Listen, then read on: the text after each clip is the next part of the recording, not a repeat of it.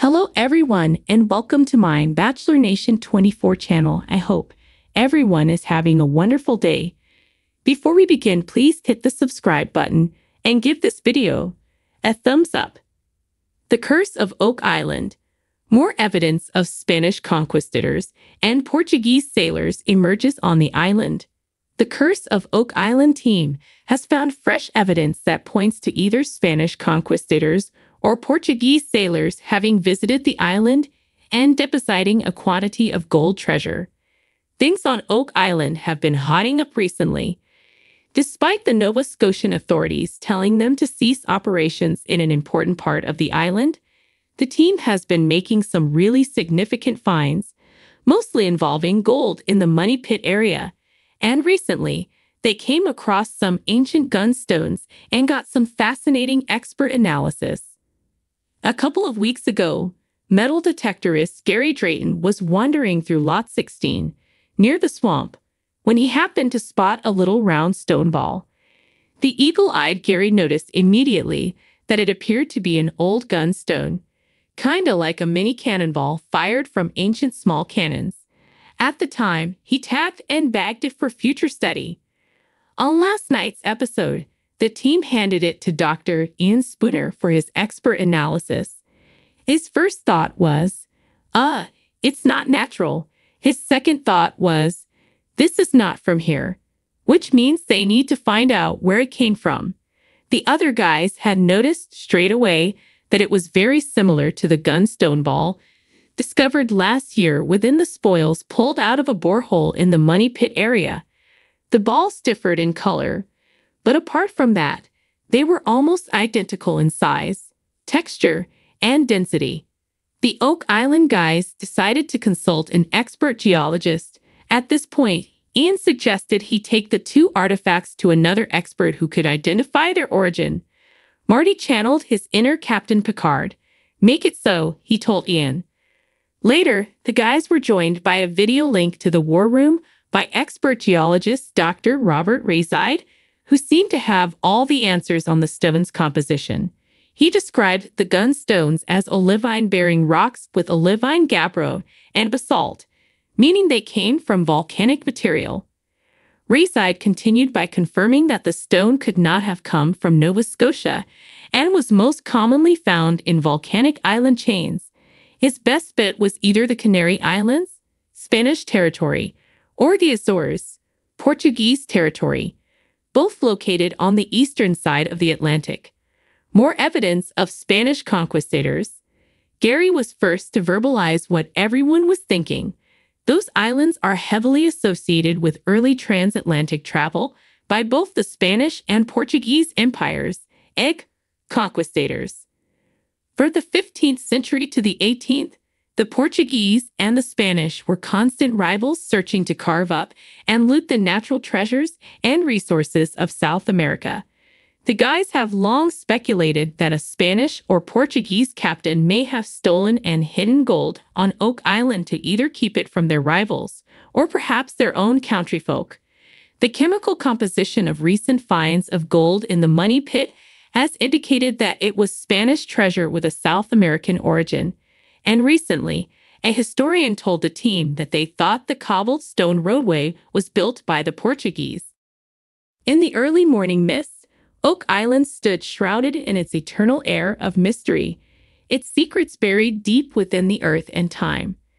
The Laguna brothers, Rick and Marty, along with their dedicated team of treasure hunters, were prepared for another day of excavation, their hearts set on uncovering more pieces of the intricate puzzle that had held their fascination for years. The previous day had been a whirlwind of excitement as a new chamber was discovered in the Money Pit area. This chamber was not just another void in the ground, but appeared to be an underground vault, constructed with precision and purpose. The walls were adorned with symbols and markings that hinted at a tale far more complex than previously imagined.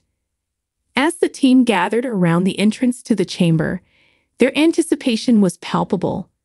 Laird Niven, the seasoned archaeologist, was the first to step into the dark, musty room.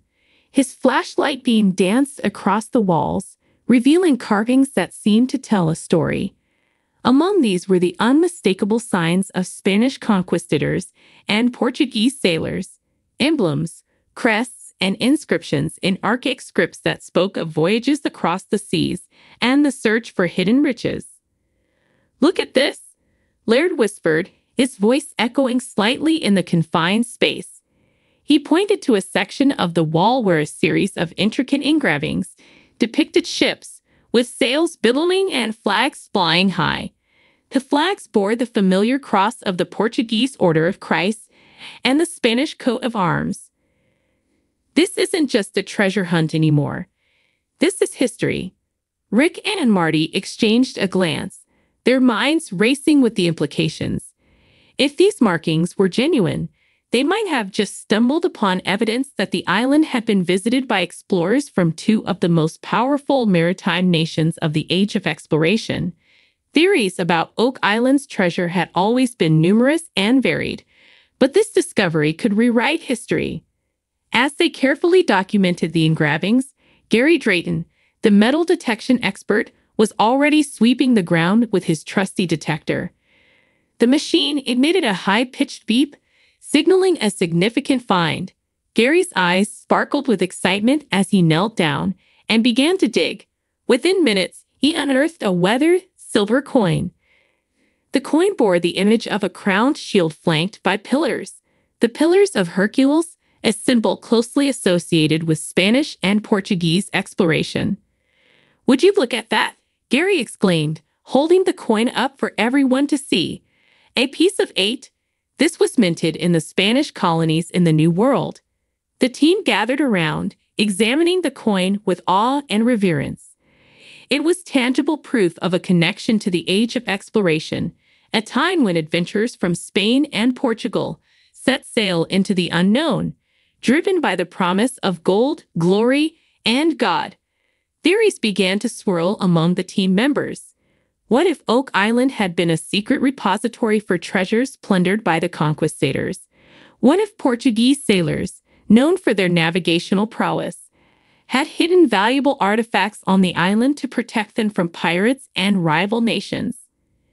As the day progressed, more artifacts came to light: pieces of pottery, fragments of navigational instruments, and even a rusted sword hilt, all bearing marks that linked them to the Iberian Peninsula. Each discovery added a new layer to the narrative, weaving a complex tapestry of intrigue and adventure. In the midst of their finds, the team couldn't help but ponder the bigger picture. Why would these explorers choose Oak Island, a remote and rugged spot in Nova Scotia, as a hiding place? What secrets did they hope to safeguard here, and what dangers did they seek to evade?